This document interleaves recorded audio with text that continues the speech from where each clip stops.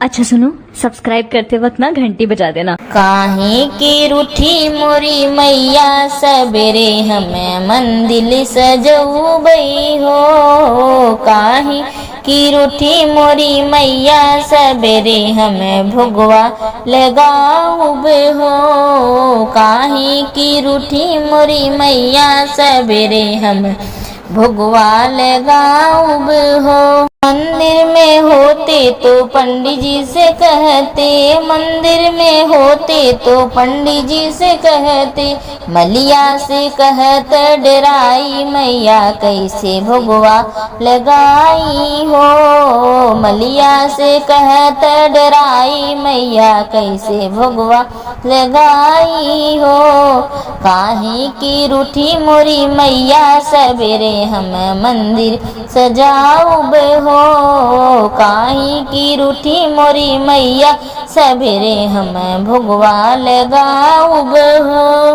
मंदिर में होते तो पुजारी जी से कहते, मंदिर में होते पुजारी जी से कहते, महरा से कहत डराई मैया कैसे भुगवा लगाई हो। महरा से कहत डराई मैया कैसे भुगवा लगाई हो। राती में रोके मोरी रहिया मैया कैसे भुगवा लगाई हो। राती में रोके मोरी रहिया मैया कैसे भुगवा लगाई हो। काहे की रूठी मोरी मैया सबेरे हम मंदिर सजऊबई हो। काहे की रूठी मोरी मैया सबेरे हम भुगवा लगाऊब हो।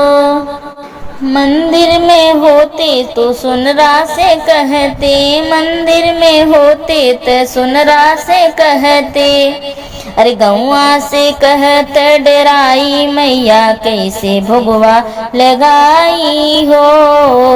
गौआ से कहत डराई मैया कैसे भुगवा लगाई हो। राती में रोके मोरी रैया मैया कैसे भुगवा लगाई हो।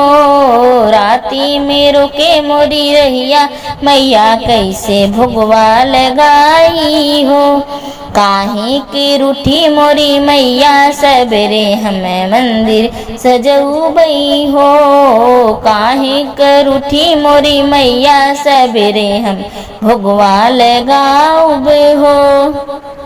मंदिर में होते बजजवा से कहते, मंदिर में होते बजजवा से कहते, अरे पेंटरवा से कहत डराई मैया कैसे भुगवा लगाई हो। पेंटरवा से कहत डराई मैया कैसे भुगवा लगाई हो।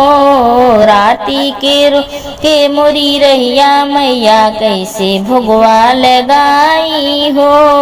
राती में रोके मोरी रहिया मैया कैसे भुगवा लगाई हो। काहे की रूठी मोरी मैया सबेरे हम भुगवा लगाऊब हो। काहे की रूठी मोरी मैया सबेरे हमें चुनरी पहनाऊब हो।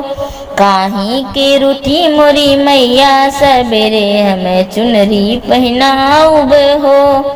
काहे की रूठी मोरी मैया सबेरे हम आरती उतारब हो। काहे की रूठी नव दुर्गा सबेरे हम आरती उतारब हो। अरे सबसे कहत डराई मैया कैसे आरती उतारी हो।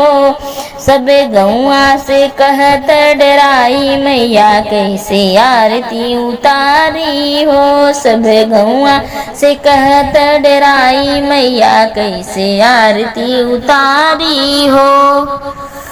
Thanks for watching my video, friends.